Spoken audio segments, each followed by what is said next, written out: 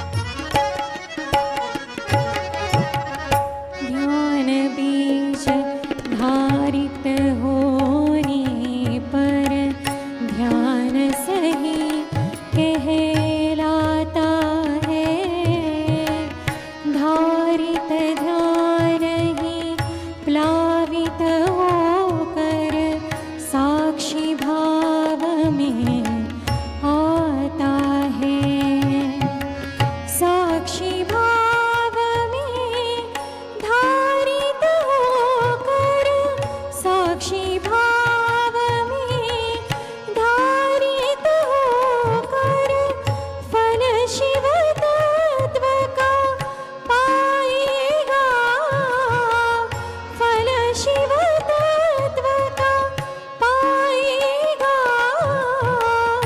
ध्यान स्वतः हो जाएगा, ध्यान स्वतः हो जाएगा।